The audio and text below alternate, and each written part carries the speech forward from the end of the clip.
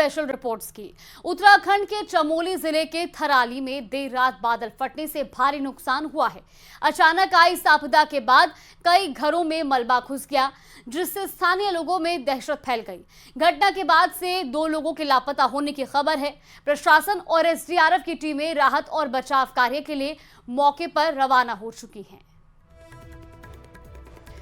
तो थराली में तबाही की तस्वीरें भी आपको दिखाते हैं, जहां पर बादल फटने के बाद भारी नुकसान हुआ है। कई घरों में मलबा घुस गया तो सड़कें क्षतिग्रस्त हो गई। इन तस्वीरों में आप देख सकते हैं जहां तेज बहाव के साथ जो नदी नाले हैं वो बह रहे हैं और ऐसे में कई जगहों पर मलबा लोगों के घरों में भी घुस गया है।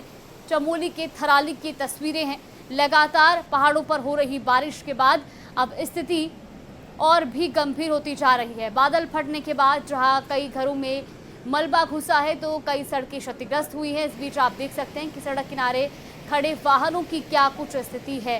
तस्वीरें आप देखिए टीवी स्क्रीन पर। थराली गांव में तबाही की ये तस्वीरें, जहां मलबे में कई जो गाड़ियां हैं और वहां पर दुकानें हैं वो इसमें दब गई हैं। कई घरों में मलबा घुसा है और सड़कें क्षतिग्रस्त हुई हैं। पहाड़ों में लगातार बारिश का कहर जारी है।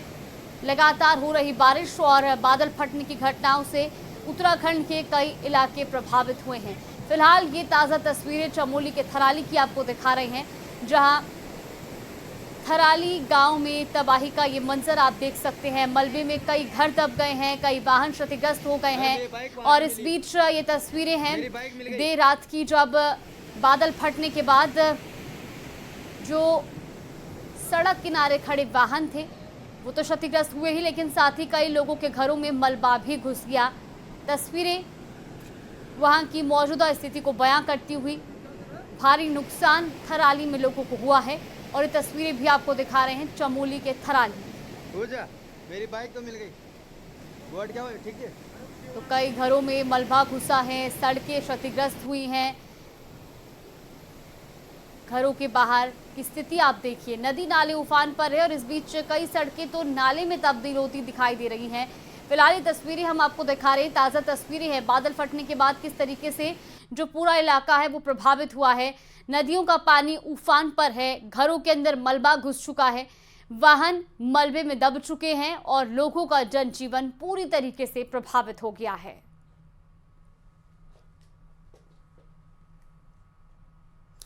तो वहीं आपको बता दें कि एक तरफ जहां लगातार बारिश का सिलसिला जारी है तो वहीं टोंक में भी मूसलाधार बारिश हो रही है।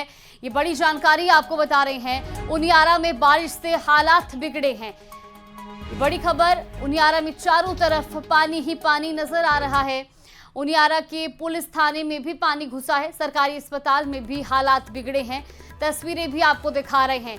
टोंक के उनियारा की तस्वीरें हैं, जहां बारिश अब आफत बनकर बरस रही है। घरों के साथ साथ अब सार्वजनिक स्थलों पर भी पानी भर गया है। कहीं पुलिस थाने में पानी भरा है तो कहीं अस्पताल भी पानी पानी नजर आ रहे हैं। तस्वीरें आपको दिखा रहे हैं, उनियारा के पुलिस थाने की तस्वीरें हैं, जहां पुलिस थाने के अंदर भी पानी भर चुका है। तस्वीरें आप देखिए टीवी स्क्रीन पर। और इसी तरीके के हालात अस्पताल में भी हैं, जहां एक तरफ मौसम की मार झेल रहे लोगों को कई बीमारियों का संक्रमण हो रहा है और ऐसे में अब अस्पताल की बात की जाए या पुलिस थाने की, सब जगह पर लबालब पानी भरा हुआ है। तस्वीरें आपको दिखा रहे हैं टोंक के उनियारा की टीवी स्क्रीन पर।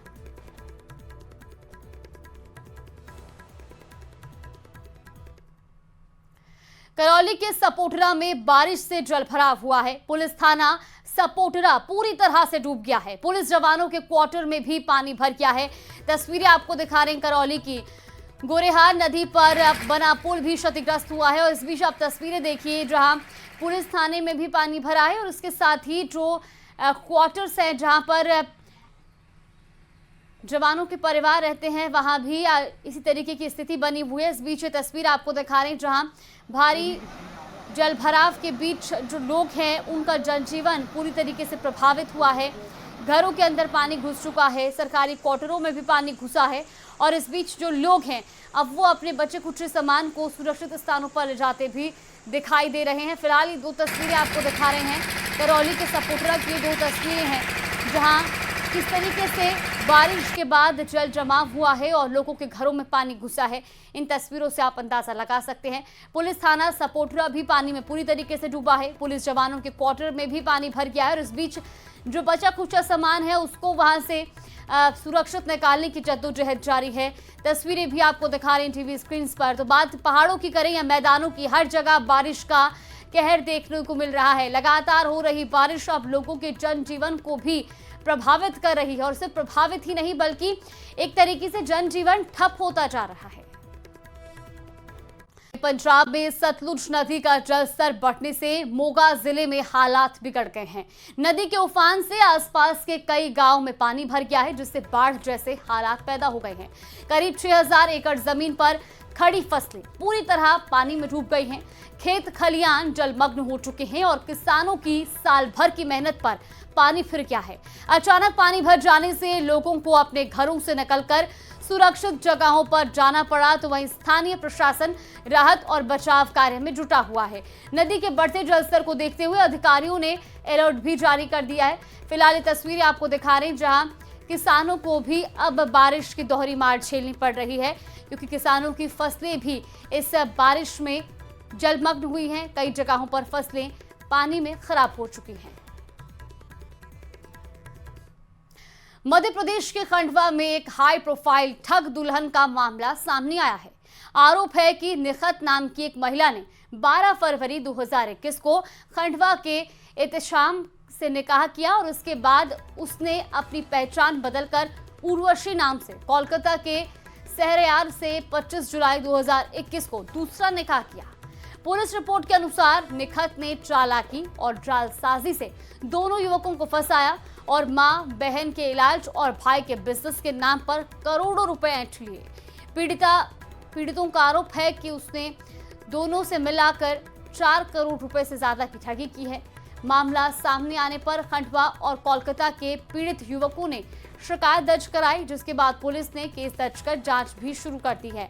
पुलिस की कई टीमें फरार लुटेरी दुल्हन की तलाश में लगी हुई हैं। तस्वीरें आप देखिए। 2018 में एक दोस्त के माध्यम से मुलाकात हुई थी मेरी। गुड़िया नाम से, बाद में बता नया नाम है, फिर बता निखत नाम है, और मेरे से दोस्ती यारी करी।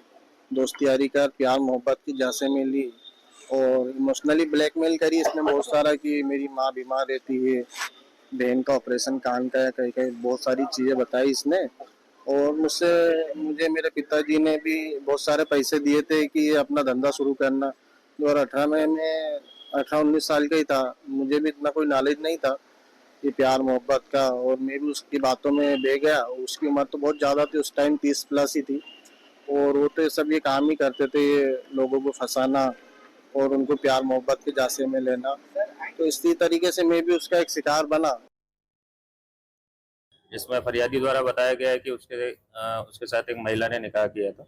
2018 से वो संपर्क में था, 2021 में उससे निकाह किया गया और लगभग 15-20 दिन बाद जो है वो महिला उसको छोड़ के चली गई और उसके द्वारा उससे पैसे की भी मांग की गई इस दौरान। इसके बाद वो जो है महिला जाकर कहीं कलकत्ता में दूसरे एक व्यक्ति से दोबारा निकाह किया है उसने। जब मामला प्रकाश में आया तो इसकी विस्तृत जांच की गई और जांच के बाद प्रकरण पंजीबद्ध किया गया है। फिलहाल में जो है मामला विचाराधीन है और जो आरोपी महिला है उसकी तलाश जारी है। और रुक करेंगे बड़ी खबर का। डीडवाना कुचामन से बड़ी खबर मिल रही है, जहां बोलेरो और रोडवेज बस में भीषण टक्कर हुई है। इस हादसे में 4 की मौत हो चुकी है, 4 अभी भी घायल बताए जा रहे हैं। करीब 1 घंटे तक घायलों के क्षतिग्रस्त गाड़ी में फंसे रहने की सूचना भी है। लाडनू पुलिस ने घायलों को अस्पताल पहुंचाया है। मृतकों के शवों को मोर्चरी में रखवाया गया है। घटनास्थल की तस्वीरें आपको दिखा रहे हैं टीवी स्क्रीन पर। डीडवाना कुचामन से ये बड़ी खबर। इसी खबर पर ज्यादा जानकारी के साथ हमारे सहयोगी प्रकाश तंवर हमारे साथ जुड़े। प्रकाश, आखिर ये हादसा कैसे हुआ और किस वक्त की ये घटना है? जी बताना चाहूंगा कि लाडनू के पाबोला के पास रोडवेज और बोलेरो कार में आमने सामने भिड़ंत हो गई। बताया जा रहा है कि ये हादसा सुबह करीब 6-6:30 के आसपास हुआ है। वहीं अभी क्षेत्र में बारिश का दौर चल रहा है, तो बताया अभी तक जानकारी में यही सामने आया है कि तेज बारिश के चलते हो सकता है कि बोलेरो जो चालक है उसको सामने से आ रही रोडवेज बस को अनदेखा किया उसने, और उसी दौरान आमने सामने की ये जो भिड़ंत है ये हो गई है। इसमें 4 लोगों की मौत हो गई, जिसमें 3 महिला और 1 पुरुष है। वहीं बोलेरो में 4 लोग हैं जो बुरी तरह से घायल हो चुके हैं। वहीं बताया जा रहा है कि करीब 1 घंटे तक ये घायल जो है कि क्षतिग्रस्त वाहन के अंदर फंसे रहे। वहीं जेसीबी व अन्य मशीनों के द्वारा बोलेरो को अलग काट कर इन घायलों को बाहर निकाला गया। लाडनू की एक टीम, हारे का सहारा टीम के संयोजक श्याम सुंदर अपनी टीम के साथ मौके पर पहुंचे और क्षतिग्रस्त वाहन से घायलों को बाहर निकालकर लाडनू के राजकीय अस्पताल लेकर पहुंचे हैं, जहां घायलों का इलाज चल रहा है। वहीं मौके पर लाडनू पुलिस भी मौजूद है और क्षतिग्रस्त वाहनों को साइड में करवाकर रास्ते को सुचारू रूप से चालू करवाया है। जी प्रकाश, बिल्कुल, और तस्वीरें देखकर हम अंदाजा लगा पा रहे हैं कि ये हादसा, ये टक्कर कितनी भीषण थी। फिलहाल जो 4 घायल हैं उनकी क्या कुछ स्थिति बनी हुई है? घायलों की स्थिति गंभीर बताई जा रही है। कुछ ही समय में उनमें से करीब 2 से 3 घायलों को हाई सेंटर रेफर करने की बात भी सामने आ रही है। वहीं अभी बारिश चल रही है, तो क्षेत्र में लंबे समय से ये जो हादसे की घटनाएं हैं वो भी काफी देखने को मिल रही है। जी चलिए, बिल्कुल, बहुत शुक्रिया आपका जानकारी साझा करने के लिए। तस्वीरें आपको दिखा रहे हैं डीडवाना कुचामन की। उत्तर प्रदेश के मुरादाबाद में मुस्लिम हिंदू बैंड बाजा मालिकों के बैंड बाजे का हिंदू नाम रखने पर मुख्यमंत्री पोर्टल पर शिकायत की गई। संतों ने जहां इसके खिलाफ कड़े एक्शन की मांग की, तो वहीं मौलाना ने भी बैंड बाजा डीजे के कारोबार को इस्लाम के खिलाफ बताया। बीजेपी नेता संगीत सोम ने तो इसके लिए घर वापसी की बात तक कह दी, जिस पर एसपी प्रवक्ता ने अब पलटवार किया है। इस रिपोर्ट में देखिए।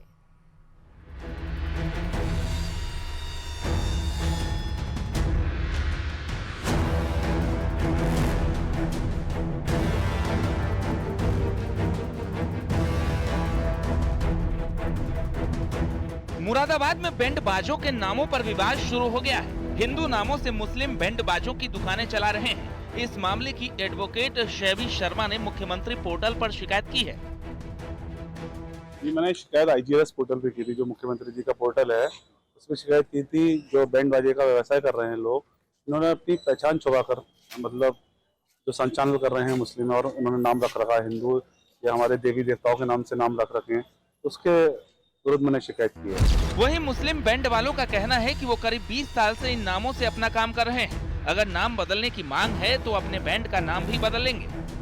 लगभग 15-16 साल इसको हो गए, जब से कोई दिक्कत नहीं आई हमारे नाम में, बढ़िया हमारा चल रहा।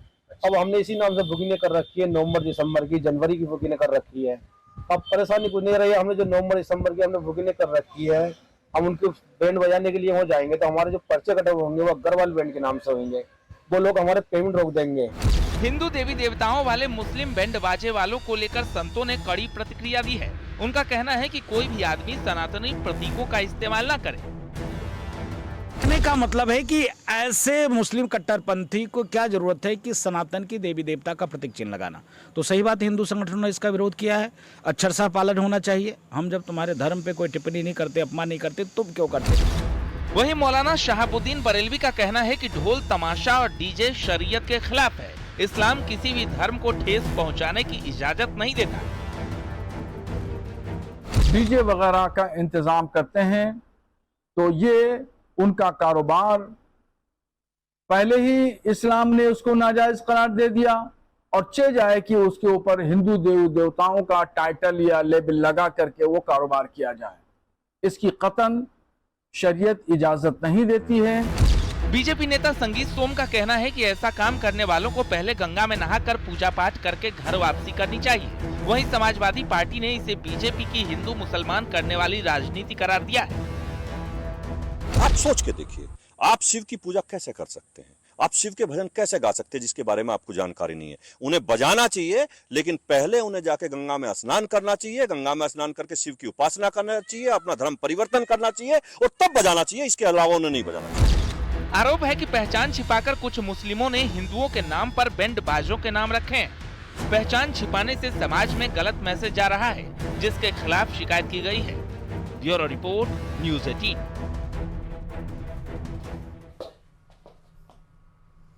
बॉलीवुड के हीरो नंबर 1 गोविंदा को लेकर एक चौंकाने वाली खबर सामने आई है, जिसके मुताबिक एक्टर की वाइफ सुनीता आहूजा ने कोर्ट में एक्टर से तलाक का केस फाइल कर रखा है।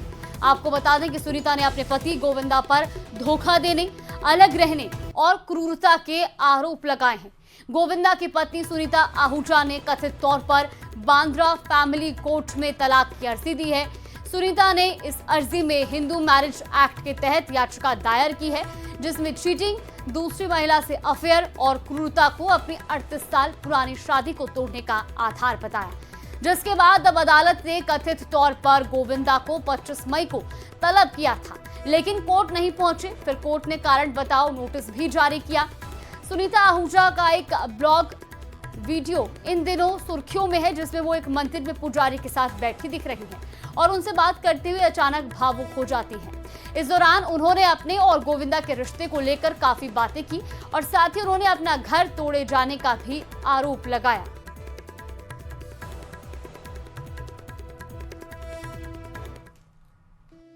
चलो ठीक है, मैं माता पे मुझे इतना विश्वास है कि आज मैं अगर कुछ देख भी रही हूँ या मैं कुछ हूँ, तो मैं माता पे इतना विश्वास करती हूँ, चाहे कोई भी मेरा घर तोड़ने की कोशिश करे, मैं सब जानती हूँ कि वो बैठी है माँ काली माता। आज मैं ये जानती हूँ कि मेरा जो भी दिल दुखाएगा उसे ये माँ काली का रूप जो है ना, उसे सबके गले छट काट के रखेगी, क्योंकि एक अच्छे इंसान को और अच्छी औरत को दुख देना ना अच्छी बात नहीं है। तो आज जो भी परिस्थिति है या जो भी मेरा घर परिवार तोड़ने की कोशिश भी करेगा, तो मुझे इतना मालूम है कि माँ इन लोगों को कभी बख्शेगी नहीं, चाहे वो अपना हो चाहे वो पराया हो। नया और अनोखा ट्विस्ट ला सकता है। रिपोर्ट्स के मुताबिक शो के मेकर्स ने WWE के दिग्गज सुपरस्टार द अंडरटेकर को अप्रोच किया है। अगर अंडरटेकर शो में नजर आते हैं तो ये पहली बार होगा जब बिग बॉस में कोई इतना बड़ा इंटरनेशनल रेसलिंग आइकॉन एंट्री करेगा। बिग बॉस हमेशा से ही अपने कंटेस्टेंट्स, ड्रामे और सरप्राइज गेस्ट को लेकर चर्चा का विषय रहा है।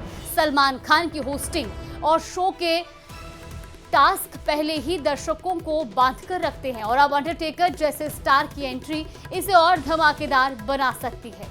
हालांकि अभी तक ना तो चैनल और ना ही अंडरटेकर की टीम की तरफ से इसकी आधिकारिक पुष्टि की गई है। तो शो में नजर आ सकते हैं WWE के दिग्गज द अंडरटेकर। हालांकि आपको बता दें अभी तक इसकी कोई आधिकारिक पुष्टि नहीं की गई है, लेकिन ये चर्चाएं हैं कि बिग बॉस 19 में वो आ सकते हैं।